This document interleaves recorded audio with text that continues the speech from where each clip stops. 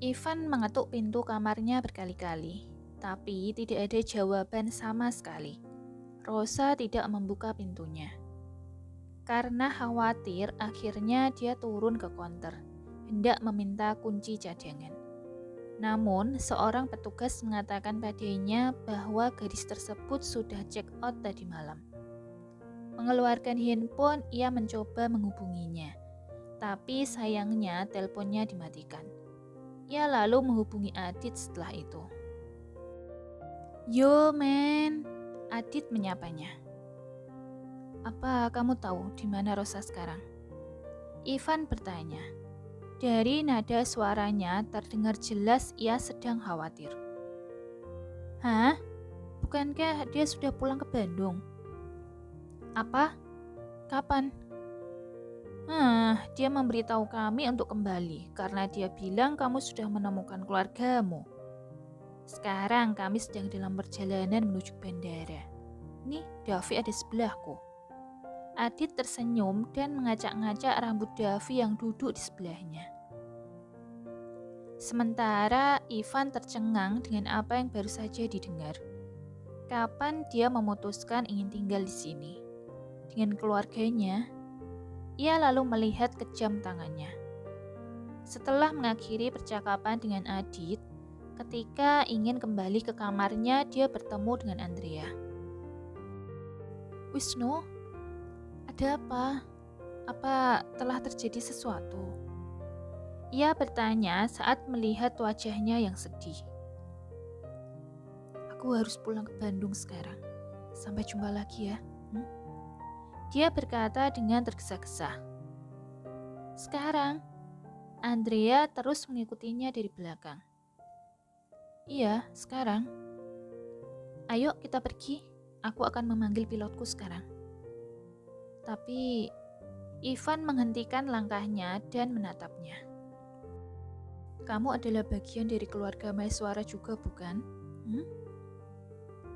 Setelah mengantarkan Nala ke rumahnya, Gavin kembali ke bandara untuk menjemput Ivan serta keluarga barunya. Itulah yang ada di pikiran pria tersebut. Tetapi ketika dia melihat sosok wanita yang disebutnya keluarga, kelopak matanya terbuka lebar. "Maaf, jika tidak salah, Anda adalah Nyonya Maeswara, bukan? Istri dari Haris Putra?" Ia memberanikan diri bertanya padanya. "Iya, benar. Dan Anda adalah Gavin Chen, bukan? Putra kedua Chen Silong." Gavin mengangguk. Sementara Ivan yang berdiri di samping Andrea membersihkan tenggorokannya. "Ahem, bagaimana kalau ternyata aku adalah Haris Putra?" "Cih, aku tidak percaya padamu, men." Mendengar itu, Andrea tertawa. Dia kemudian menatapnya dan berkata lagi, "Dia adalah pengawal pribadiku. Dia dulunya adalah pengawal suamiku, kemudian ditugaskan untuk mengawalku. Dan kami sudah menganggapnya seperti keluarga sendiri." Andrea menjelaskan ketika mereka sudah berada di dalam mobil. Gavin tidak bertanya apa-apa lagi setelah itu, meskipun sebenarnya sejuta pertanyaan tersimpan di benaknya.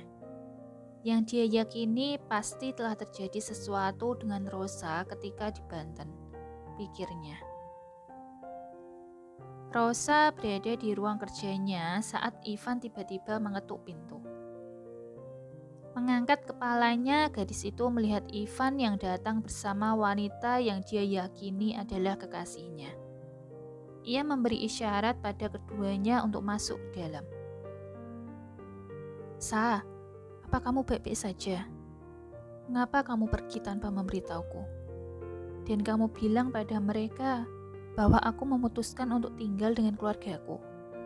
Kapan aku mengatakannya?" Pria tersebut menatap matanya yang sembab, menandakan ia telah lama menangis. Sebelum Rosa berkata, Andrea sedikit melangkah maju ke depan dan memegang pundak Ivan. "Biarkan aku yang bicara dengannya." Ivan menatap Andrea lalu menoleh pada Rosa kembali. Rosa, gadis itu mengangkat alisnya sedikit. Oke, aku akan membawakan kopi untuk kalian berdua. Ucapnya kemudian berjalan keluar. Apa yang ingin kamu bicarakan lagi? Tanya Rosa dengan suaranya yang dingin setelah Ivan meninggalkan mereka. Maaf, karena aku tidak memperkenalkan diriku sejak awal. Namaku Andrea, dan Wisnu, bodyguard. Aku tahu, aku melihat foto kalian di kediaman Maeswara beberapa hari yang lalu. Oke, baguslah kalau kamu sudah tahu. Dia adalah orang pentingku yang hilang 3 tahun yang lalu. Aku sudah berusaha sangat keras untuk mencarinya, tapi tidak berhasil. Sangat keras? Rosa tersenyum kecut dan mengangkat sedikit alisnya, membuat Andrea sedikit kesal padanya. Omong kosong, ucapnya lagi dengan ekspresi serius. Permisi, Andrea mulai merasa marah. Selama bertahun-tahun aku membantunya mencari identitas, tapi semuanya mengarah ke jalan buntu. Tidak ada satu orang pun di dunia ini yang mengajukan laporan orang hilang tentangnya. Itu yang Anda sebut dengan sangat keras. Dengar Rosa atau siapapun namamu. Dia adalah anggota salah satu pasukan elit. Jadi identitasnya tidak bisa diungkapkan begitu saja. Dan selama bertahun-tahun, orang-orangku terus menyusuri lautan untuk mencarinya. Aku tidak perlu menjabarkan padamu kan, betapa luasnya lautan di muka bumi ini hanya untuk mencari seseorang. Dan siapa sangka dari banyaknya pasukan elitmu, justru dokter jenius ini yang menemukannya. Rosa mengejeknya lagi.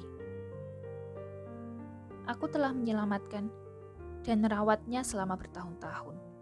Bahkan aku sendiri yang mengembalikannya padamu. Tapi begini caramu berterima kasih padaku. Kali ini Andrea sudah terbakar oleh api kemarahan. Plak! Rosa menyentuh pipinya yang terasa terbakar dan sakit. Tanpa penundaan, ia mengangkat tangannya ingin membalas. Namun sayangnya, saat dia menampar, orang yang berdiri di depannya bukanlah Andrea, tetapi Ivan. Ya, pria itu melindunginya. Ivan! Wisnu! Keduanya berteriak bersamaan. Andrea menatap Rosa dengan tatapan mautnya setelah melihat pipi Ivan yang merah serta ada sedikit goresan. Pria tersebut masih terdiam. Sementara Rosa berlari ke lemarinya mengambil kotak P3K. Biarkan aku melihatnya. Gadis itu berkata dan ingin menyentuh pipinya. Tapi dengan segera Andrea menangkis tangannya, membuatnya hampir terjatuh.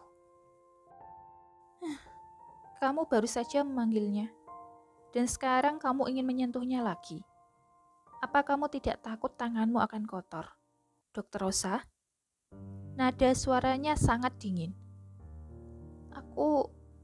Ia sedikit tergagap. Andrea, aku butuh waktu berdua dengannya. Bisakah kamu menungguku di luar? Menoleh, Ivan berkata dengan suara yang lembut pada Andrea. Rosa mengobrak-abrik kotak P3K, lalu mengoleskan obat di pipinya. Ivan diam-diam menatap wajah gugup gadis itu. Ia kelihatan sangat pucat. Maaf, Rosa berkata dengan suara yang lirih dan jarinya yang sedikit bergetar. Van, kamu harus kembali ke rumahmu. Sekarang ingatanmu sudah pulih. Tidak ada gunanya lagi kamu tinggal di sini. Dengan berat, ia berusaha menyembunyikan perasaannya. Duduk di kursi rotan di balkon kamarnya, Ivan menatap jauh ke langit malam. Sejak kepulangannya ke Surabaya, ia menjadi lebih pendiam. Ia masih mengingat dengan jelas kata-kata Rosa hari itu, bahwa gadis itu tidak mencintainya. Tidak ada setitik pun ruang di hatinya untuknya, dan sampai kapanpun dia tidak akan bisa menggantikan Ken. Meskipun dia memohon untuk bertahan hari itu, tapi gadis tersebut tetap mengusirnya. Sementara di tempat yang lain, Rosa mengurung dirinya di kamar setelah kejadian itu. Bahkan ia mengambil cuti kerja beberapa hari.